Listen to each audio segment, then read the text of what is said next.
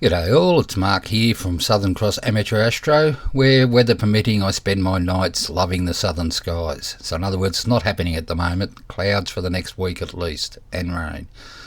So here I am with another astrophotography tool user guide, and this is our last look at Session Craft, and where we're going to look at the focus control and automatic refocusing settings you can get in there. A very handy tool for automating your sessions, so I'll keep this video as short as I can by getting straight into it. Now, focus control is of course part of Session Craft, so you can use the F9 shortcut to bring that up, or choose one of the buttons on your summary tab or in your tools tab. Now, we did session control last time, so I'm going to hide that away so we can just focus on the focus control section at the bottom here. Most of this is pretty straightforward and will be easy to understand. The only one that's going to be difficult, which I will do in a separate part, is the temperature compensation. I'll come that and explain that later. Just so you know, it is not the same as the temperature compensation you have set in here. We will talk about it, but it is not the same as this. It is totally different, so just be aware of that. Okay, so what we have here, we have a number on the left hand side, we have a number of different ways to make a focus, an autofocus run. That is one thing. The one requirement for all these ones is that your Auto-Focus Aid and FocusCraft are set up and working correctly. So you need to make sure you've set them up and they are working, otherwise none of these will work. So just make sure you've got that done. The first one we have is refocus on every XX degrees. You can set this here for you, and what that does is when it measures your temperature changes, and once it gets to the limit you've set here, it will do a refocusing run. I do recommend that if you have a cheaper sensor, to at least at first keep an eye on how the temperatures change in it. It's not a problem if it is a constant amount off. It's when the temperature fluctuates wildly while you're doing it. I've got a ZWO and a Q focuser. The ZWO gets a little bit of fluctuation, which isn't too bad because the readings in here are going to be averaged out as I show you. But my Q focuser can change 5 or 6 degrees all over the place, so I will not use that with a temperature refocus setting. But I'll go in for the settings for that anyway. You have a choice at the top here of what to use for your temperature reading. You can use your focuser, an external sensor, or an average of both. So it just takes both and averages it. I use an external sensor now that APT's supporting observing conditions devices. My Pegasus Astro Pocket Power Box Advance has a observing conditions sensor on it, which does temperature, humidity and dew point. That's what I use because I find it very accurate and very stable. So if you're going to use this, like I said, I don't recommend, I can't even go close to recommending a Q focuser. I'd prefer to use an external sensor.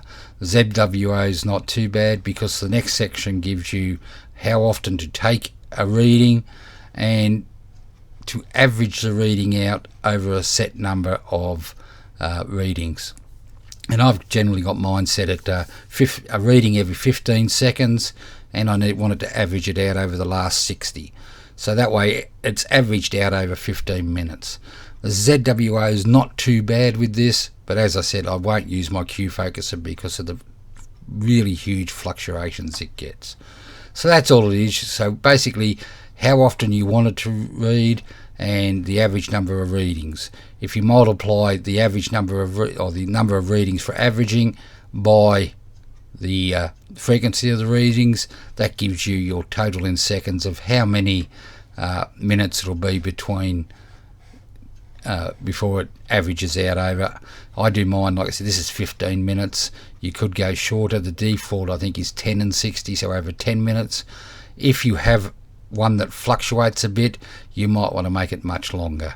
So, you know, I do with my ZWO when I'm using that one, which I don't use anymore, I should say. I used to do it over at least 20 or 30 minutes just to even it out. And you need to check your focuser if that's what you're going to be using to see how much it jumps around. As I said, a constant level isn't bad, but it's the fluctuations you get in it. You know, when you're going 5 or 6 degrees each side, I just give up on it. But there are your settings you have in there. You click OK, pick the temperature in degrees you want to do it, and then check the box, and away it'll go, and the system will monitor it. Okay, so that's all that does. Now you have another 2 options here which are both the same. You can refocus every so many images or so many minutes. If you have a sensor that fluctuates a lot, I recommend using one of these 2. Okay, now what you get, all these will be the same, work the same way, but as you see here, you've got a hash and a 0. What the hash means is that's how many occurrences have happened for the monitoring. So if you've set this at 20 images, it'll start up with 1, 2, 3, 4, 5, and once it gets to 20, it will reset and do a focus. Same with your minutes. The degree change is slightly different. It starts out with a hash 0 like this, so that's before the first reading it does, and then it'll start counting up to the number of averaged readings you have in here. If there's only a hash in front of the number, it hasn't reached the number you have set in your settings. Once it reaches that number, it'll put an asterisk in front of it, then start counting down again. But once the asterisk is there, it means it's got the total number of readings it needs. It will average out over the last 60 and then do your change if it happens in that time. So that's those 3 you've got there. Refocus on filter change, pretty straightforward. It will refocus automatically if you change your filter in a plan. If you change your filter manually, you go to your gear tab and change your filter manually down here. It will put a pop-up asking you, do you want to refocus? So then it's up to you whether you say yes or no. But that's how that one works. Refocus after flip, very straightforward. If you're doing a flip, it will refocus when it finishes. And if you want to force an immediate refocus, you just hit the refocus after current next image, and it will refocus at that time. So that's they're all pretty straightforward ones. It's only making sure you get the right settings for your degrees of change. In the right hand corner here, you have your last focusing log. That'll be the time the last focusing run finished, whether it's manual or it's done automatically through here.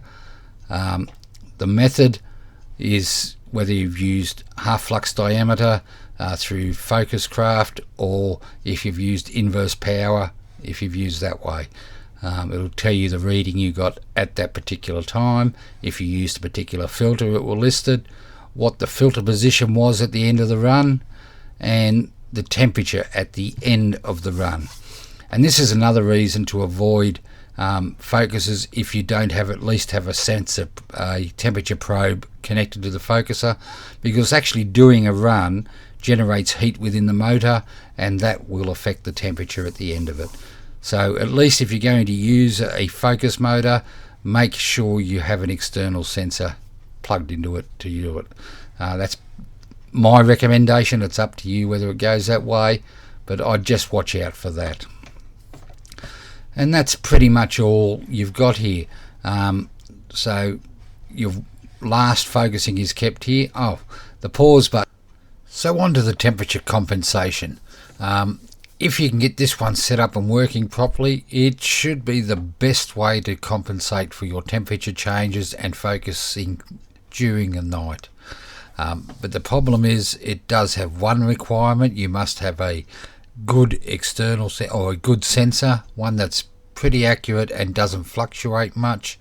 But it will also take time both to get the required data, to analyze the required data, and to capture the required data, which could take time from your imaging session depending on how you do it.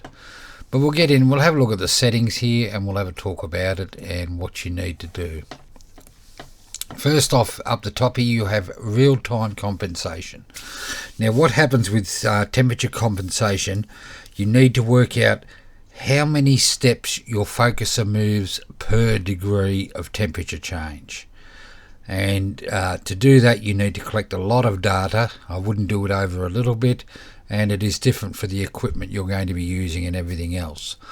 But what real-time compensation does is, even in the middle of an image, if it detects a change in temperature, it will move your focuser.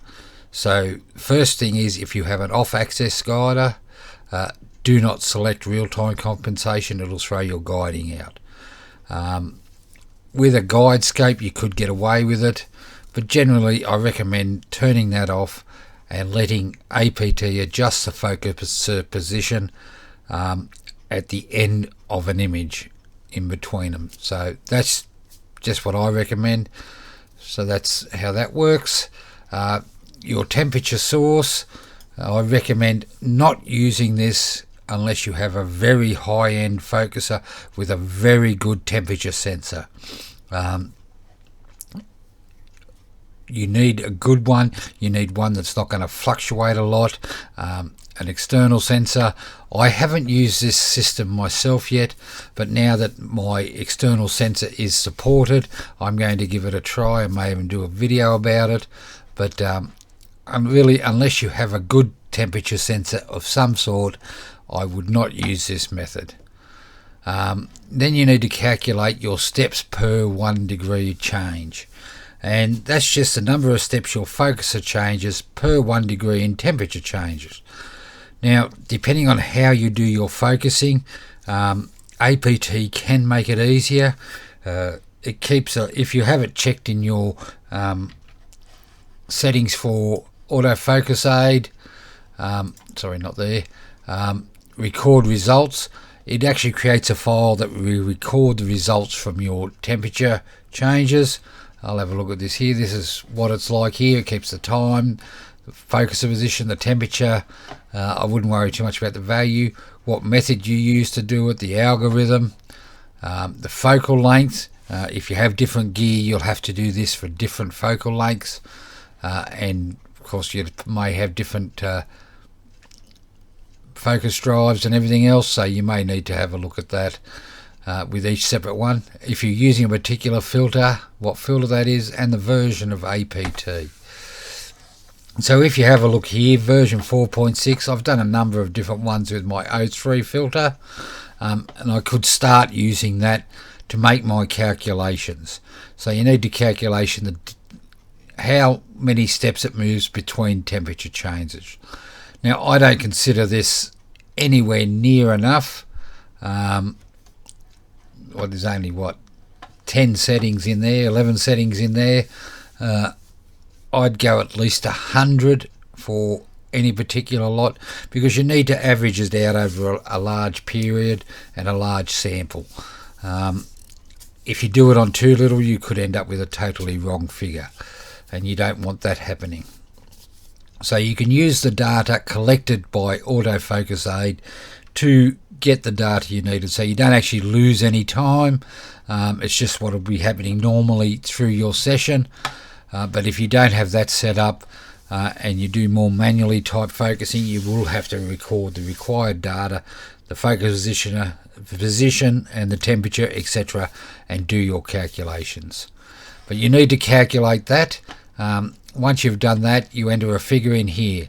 Now by default, if you enter a positive figure, APT will move inwards when the temperature drops and outwards when the temperature increases.